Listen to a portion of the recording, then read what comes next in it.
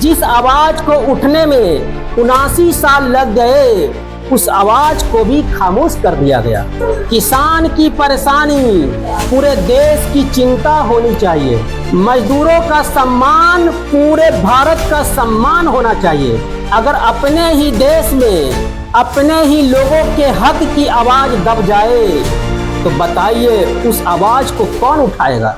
दोस्तों, इंसाफ, आजादी, समानता और भाईचारा, ये शब्द केवल किताब के पन्नों में लिखे हुए शब्द नहीं है। ये उस भारत की तस्वीर है जो हमारे संविधान ने हमारे सामने रखे, और इस संविधान को तैयार करने में बाबा साहब डॉक्टर भीमराव अंबेडकर की बहुत बड़ी भूमिका है। संविधान हर इंसान के लिए इंसाफ, आजादी और समानता की बात करता है। आज 15 अगस्त है। आज हमारे सामने तिरंगा है और यहाँ पर देखा जाए तो यहाँ पर हर तरफ खुशी है। आज यहाँ पर तिरंगा फहराया जा रहा है, कहीं मिठाई बांटी जा रही है, कहीं जुलूस निकल रहा है, कहीं कहीं क्या हो रहा है, देशभक्ति के गीत बज रहे हैं। और होना भी चाहिए, क्योंकि 1947 में हमारा देश अंग्रेजों की गुलामी से आजाद हुआ था। दोस्तों, सरदार भगत सिंह का एक सवाल था कि अंग्रेजों से आजादी कब मिलेगी। 1947 में उस सवाल का जवाब मिल जाता है। क्या होते हैं? अंग्रेज चले गए, भारत आजाद हो गया। तो अब सवाल होता है कि भारत आजाद हुआ तो अब भारत को क्या कहा जाएगा? आजाद भारत, है ना। तो सवाल बनता है यहाँ पर आज के डेट में कि आजाद भारत के सामने आज 15 अगस्त के दिन एक सवाल पूछना बहुत ही जरूरी है। सवाल क्या है? क्या सिर्फ देश आजाद हुआ था या देश का हर इंसान आजाद हुआ था? ये सवाल बहुत इंपॉर्टेंट है कि यहाँ पर देश जब आजाद हुआ तो क्या सिर्फ देश आजाद हुआ था या देश का हर इंसान आजाद हुआ था? अगर हर इंसान आजाद हुआ था तो गरीब आज भी अपना हक के लिए क्यों लड़ रहा है? किसान आज भी क्यों परेशान है? मजदूर अपनी मेहनत का पूरा हक पाने के लिए क्यों भटकता है? और जिस इंसान के पास ताकत नहीं है, उसकी आवाज सुनने वाला कौन है? आज आवाज उठाने के लिए बहुत से रास्ते हैं। मंच है। कौन सा मंच? जो टॉफी जो खाते वो मंच नहीं, स्टेज की बात करते हैं। यानी आज मंच है, सोशल मीडिया है, माइक है। और देखा जाए तो आज माइक पर बोलने वाले भी बहुत ज्यादा है ना जी। और यहाँ पर क्या है, मंच पर बोलने वाले भी बहुत ज्यादा है, हर जगह मिल जाएंगे। और सोशल मीडिया पर बड़ी बड़ी बातें करने वाले भी मिल जाएंगे।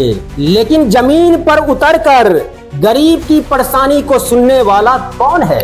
यही सवाल है। और यही सवाल 1947 से लेकर आज तक आ रहा है ना। तो यहाँ पर क्या है, उस समय लड़ाई अंग्रेजों के खिलाफ थी और आज यह लड़ाई अंग्रेजों के खिलाफ नहीं है।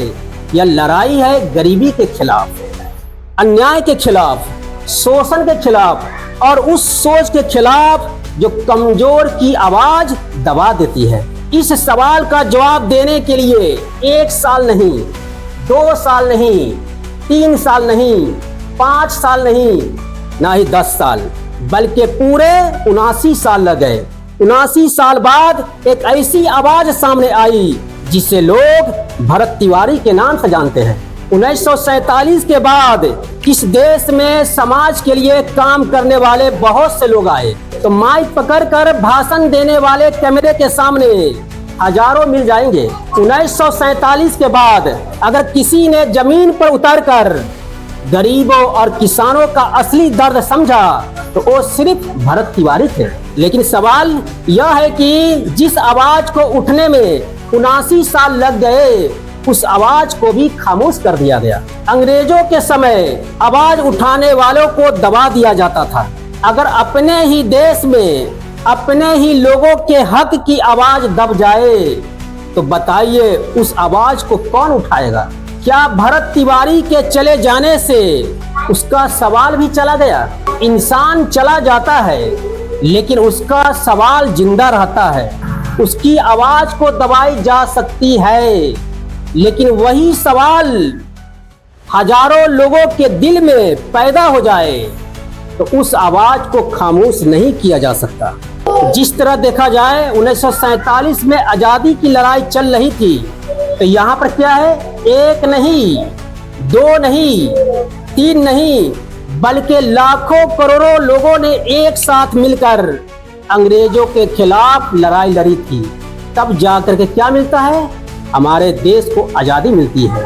तो उसी तरह से हर इंसान अपना इंसाफ, अपना हक और इंसाफ के लिए एक साथ खड़ा हो जाए, तो क्या हमारे देश से गरीबी और अन्याय मुक्त नहीं हो सकता है?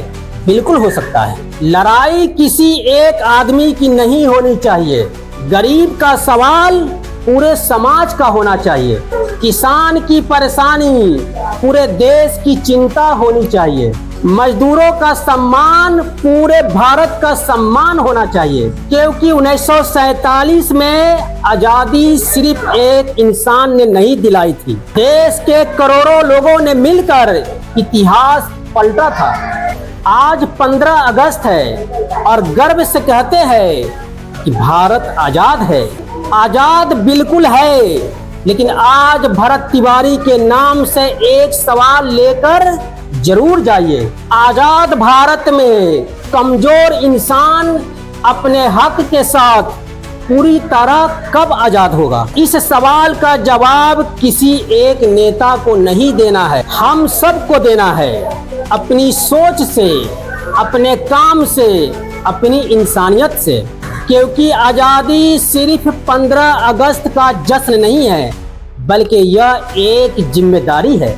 और भरत तिवारी का सबसे अच्छा याद करने का तरीका सिर्फ उनका नाम लेना नहीं, आज 15 अगस्त में उनका भी नारा लगना चाहिए। जिस तरीका से सरदार भगत सिंह का नारा लगाया जा रहा है, अशफाक उल्लाह खान का नारा लगाया जा रहा है, महात्मा गांधी का नारा लगाया जा रहा है, उसी तरह से यहाँ पर सरदार भगत सिंह के साथ साथ भरत तिवारी का नारा लगना चाहिए। उनसे यह सीख लेना है कि जमीन की आवाज को कभी नजरअंदाज मत कीजिए।